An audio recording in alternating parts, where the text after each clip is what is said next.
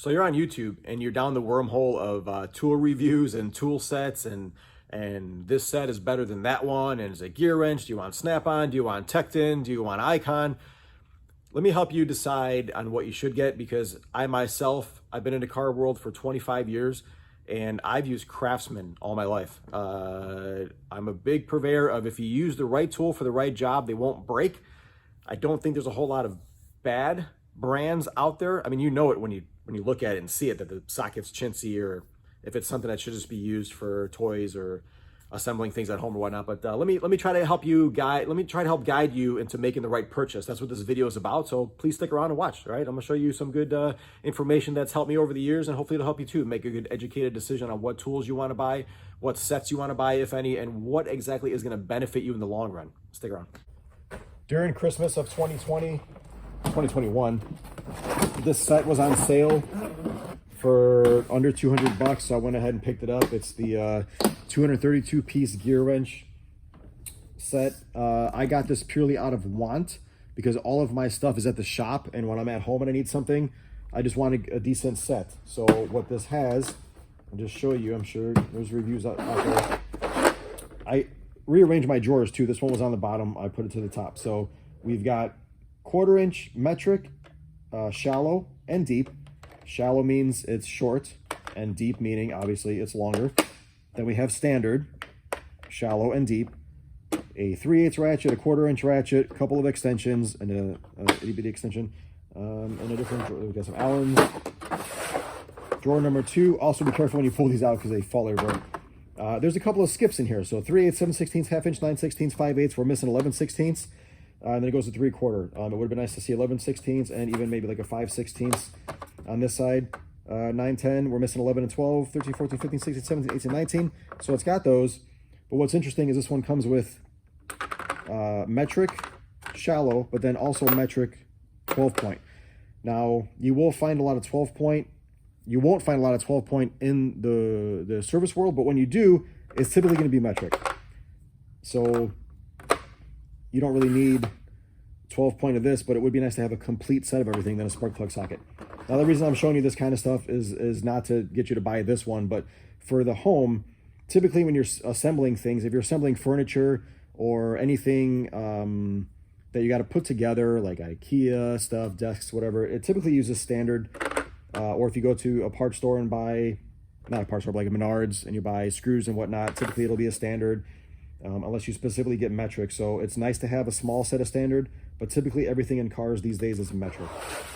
Then you got your specialty sockets. You got your E-Torx. I don't use a whole lot of these, because when you're using ratchets and air tools and drills, there's not a whole lot of need for that unless you're working on interior stuff, right? So there's adapters, there's Allen bits. There's also standard and metric Allen bits. We got Torx. These are not tamper-proof, which means there's no hole in the sensor, which would have been nice if they were tamper-proof, because you can use those either way. Then there's actually a new brand called Torx Plus, or a new socket called Torx Plus. They're more of a flower design. These are made by Titan. I got these at Napa or AutoZone or something like that, pretty cheap. So that's a good buy. But so the reason of this video is, let me show you my toolbox, right? I've been working on Mercedes-Benz since 1999, 2000, when I went to school. These are all the sockets that I own. All of my standard is over there. All of my metric is over here. And most of my specialty bits are down the center.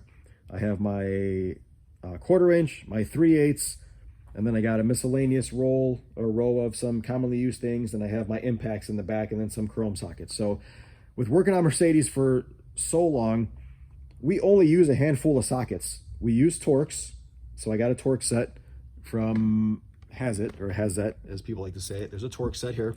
All right, these are really pricey, like $500. I got these coming out of Mercedes school. I've had these for 20 years. They've never broken. We got some Gearwrench Allens. My Torx Plus I just put back. I got some Gearwrench Torx here. Then here's my 1/4 inch. Now you're gonna acquire things, right? I got a Snap-on 10 mil that I found in a car. People like to leave tools. I got an extra 9 mil Craftsman that I found in a car. Then you'll have some random bits you'll get over the years. You know, with, like, if say you're on the road and you need to change a battery and you don't have the tools with you, so I had to buy an 8 mil Duralast. And I got a Duralast ratchet in here somewhere too that I bought just to change a battery while I was on the road. So I keep those because you never know when you need one. You got an extra one to bring inside the car to do interior work. There's a couple of secret tools that people don't know about that are helpful. I have really shallow sockets. These come with a belt replacement tool, which is this long guy here. This long bar. You can buy these at AutoZone. It's a long handlebar. Let me just pull it out here. So this guy here, right? It's for fan belts and stuff, or engine belts. You use that, and well, it comes with a shallow set of sockets, and man, these come in handy. Itty bitty. Gotta get my camera angle right. So the purpose of showing you my toolbox is not what I have in here, but it's more so what I use in here. I have a huge assortment of ratchets. Ratchets are going to help you out the most because getting access to the part is what you really, really want to focus on, right? Whatever it is you're doing. So if you're just doing stuff around the house or light maintenance work, oil changes and everything, you don't need more than a couple of ratchets because you're only accessing what's easily accessed in front of you.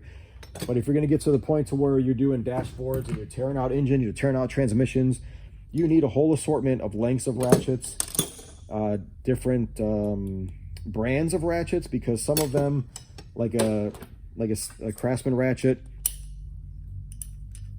this one typically you can hear how good it sounds by when it rotates. This one's actually broke. Warranty sucks. But I like the Matco ones because they're a nice fine. I've said it before in videos, they're a nice fine. And when you're loosening stuff, it doesn't have much drag on it, so the bolt doesn't sit there and rock back and forth. It'll actually stay in place when you're trying to loosen stuff. So the rule I have when buying tools, it's a rule of 3. If you have to borrow it 3 times, or if you need it 3 times, buy the tool. You're gonna use the tool. I have so many tools in here that eventually get used, but then I have some that are never touched. Mercedes just came out with an 11mm Allen to do brakes with, so I had to buy another Allen socket for the rare occurrence that I got to do brakes on a certain car. There is a 10mm 12 point that I had to buy when doing a job on an Audi because one of the bolts was a 12 point, and a 6 point will not work on a 12 point, but a 12 point will work on a 6 point. So you're almost better off having 12 points to start, right? So if you're looking to buy tools, I want to shy you away from buying a kit because you don't know what you're going to need yet. Now, if you've been in the business for a long time, you know what you use all the time. I use my E-Torque swivels. I use a 13 swivel, a 15 swivel. I use my 4, 5, 8, and 10mm Allens all the time. I got another assortment of Torques and Allens for 1/4-inch drive, so you got to have a multitude. So when you do find a tool that you use, you want to find multiple styles of that tool that's going to help you get to access to where you need. Now, if you have these, never mind the magnet part, but if you got these universal ones, throw them in the garbage. They're dangerous, they're trash. None of them are ever tight, so you spend more time. You ever seen people wrap around tape on these things?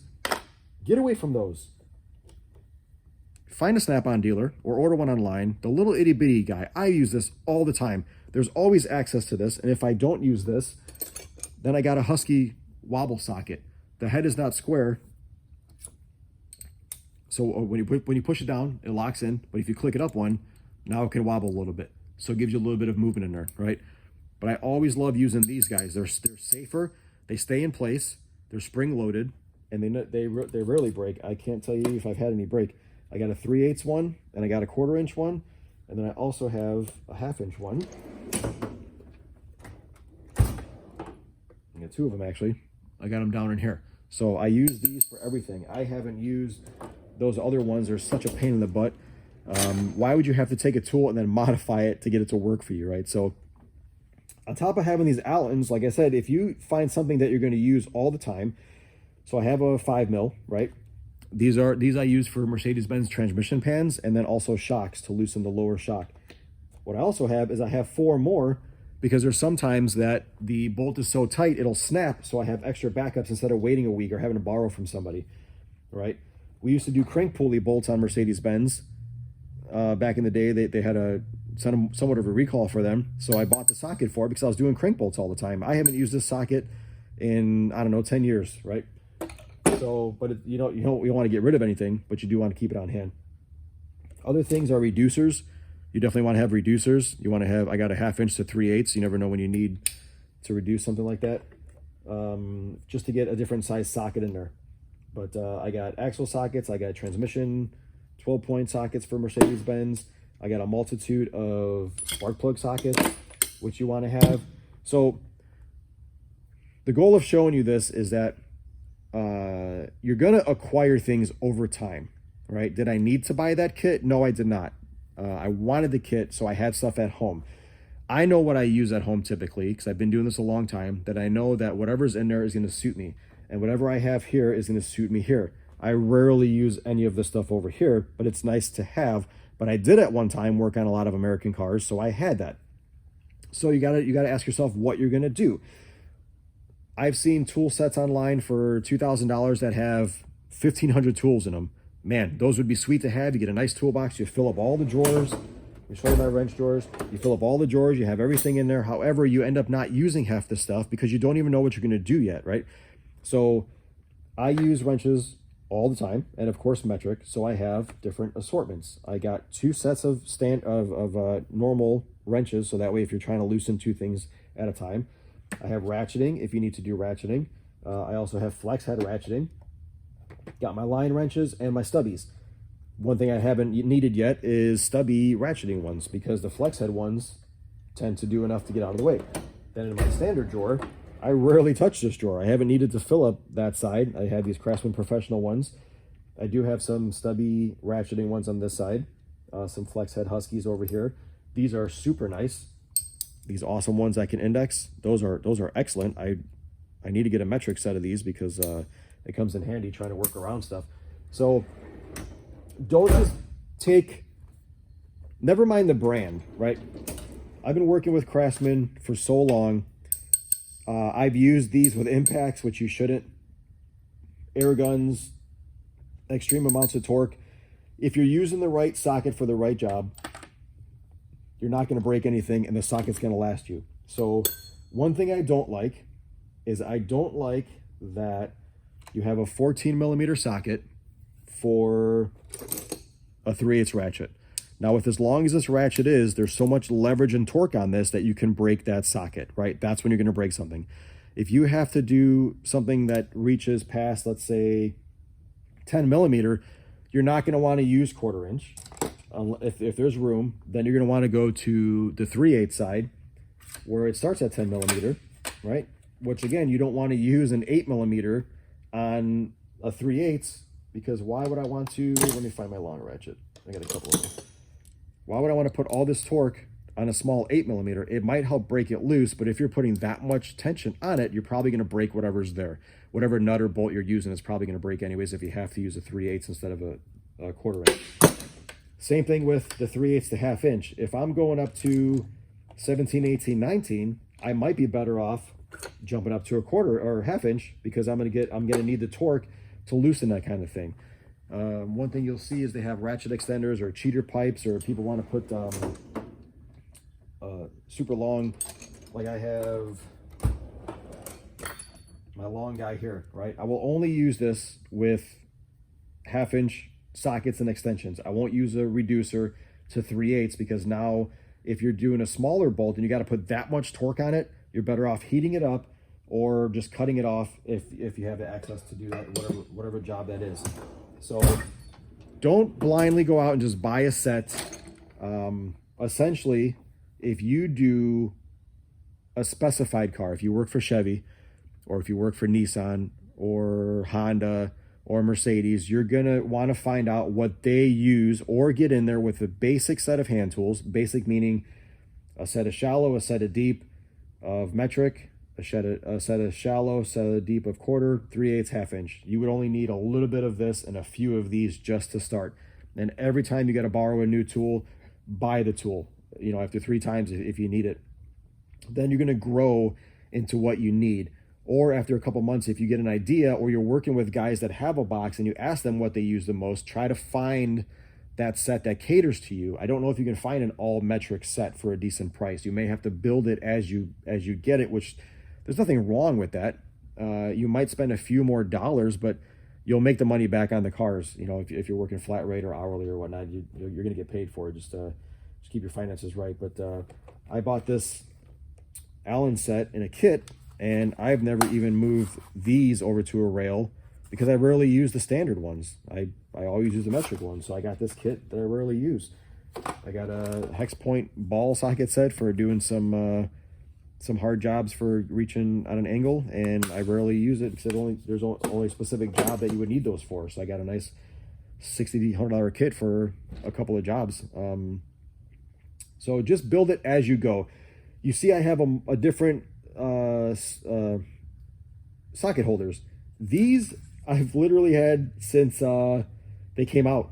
I want to say it was mid 2000s, somewhere back there. They were coming out and they were 12, 13 bucks a piece. The price hasn't changed, but I got them all. I got more at the house. I got the standard ones over there. There's nothing wrong with them because I have the room. I don't mind picking them up. They stay. I don't take things out of here in sets.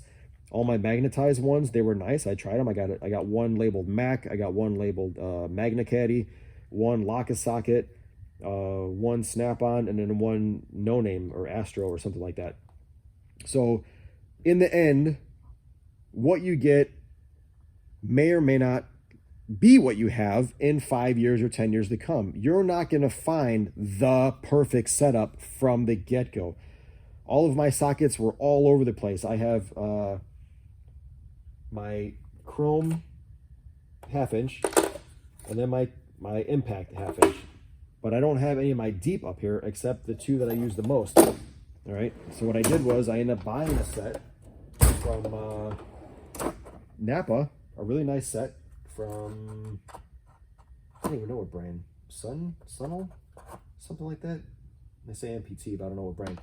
And man, these things are great. I mean, everything wears off it, the name and the etching, but if you keep it in the same slot, look at how clean it is. I've never had to even use my standard ones, but so I don't use these a lot, so they don't get put in my most commonly used drawer. I'm always opening this drawer, right? So if you're shopping for a toolbox, that's what you're gonna be looking at is what drawers are you gonna be using the most. I need a big heavy duty top drawer because I want everything that I access all the time right there. I can leave this drawer open with no worries and I just walk and grab and everything that I need. Or I put it over in my cart. I just recently got one of those Milwaukee carts and it works out great. You're gonna acquire so much over the years, depending on how long you're gonna be in the business and what you plan on doing, that don't stress about starting. You just have to start somewhere. You're gonna find what brands you like depending on how you work on the car. I like certain ratchets because they feel good in my hands. Not everybody has the same size hands, right? Not everybody is built the same. I work out a lot. Well, not so much since COVID, but I work out a lot. I'm a little bit beefier than most, so I can put extra torque on certain things where a smaller guy with less power may never break anything or bend a ratchet or have an issue because he doesn't have that much power to put behind it.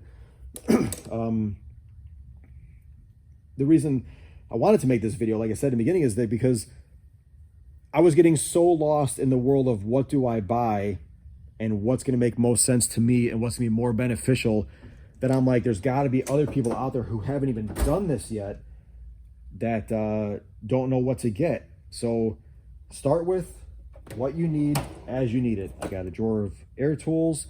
I got chisels and impacts over there. I got my German stuff, all the hazard sockets I took out of here. There's a bit set over here, which is extremely pricey and not really worth it. I got triple squares that Volkswagens use a lot and Audis because I worked on those. I got an oil change socket set down here, which, you know, I also make notes to myself so I remember what they go to, right? Smart car, engine 278, 159, Porsche 911, Panamera. So it's going to depend on what you do specifically. So it's going to be hard. I don't do a whole lot of torquing, but I do have a handful. I did a review video on this lug nut one there. I kind of like that one. I got more cases of stuff that, you know, you'll use when you need them. I don't even like screwdrivers because we don't do a whole lot of screws, but I have this kit here. Awesome kit. I've had this for 20 years. I think I even wore out the case and replaced the case for like 30 bucks. Because I love this set. I use this for interiors and dashes and whatnot. Then I miscellaneous drawers that are embarrassing and need cleaned out. But all the ratchets that I use the most are higher up. Everything that I use the most common is higher up, and least common lower to the ground. Or if they're bigger and they won't fit higher up, then they're as close as I can have them, so I know. I got my screwdriver drawer, which is mainly hose pick tools, pry tools, long torques, a couple of small screwdrivers. I really don't use flat blades and Phillips for anything in the Mercedes world. Plier drawer, kind of a mess. I'd like a thicker drawer for this, but they work for me, you know. Hose tools, angle tools, long reach tools. Kind of another messy drawer. I need to organize a little bit better down here because I haven't really needed to use stuff. Got a hood prop, nothing big, nothing grand. So this one's too kind of organizing some stuff. But so in short, when you're thinking about a tool set and what you want to do, you know, spend $200, get something like this if you want, that's got a majority of the basic common sockets, which are metric, short and deep, and extensions, because extensions are going to be worthwhile, and just see how it works for you and take it as it goes, man. In time, you're going to find what works for you, what's going to be beneficial to you, what you need the most, what you use the most, what you like the most. So just pick something, start somewhere. It's all going to be good because you're either going to like what you have and carry on with that brand, or you're going to hate what you have and you're going to know, I don't want to buy those anymore. Or you're going to pick and choose, because I have some Snap-on, I got some Matco, I got some Craftsman. It depends, you know. So that's all. I hope this helps a little bit, because I'm a very indecisive shopper myself.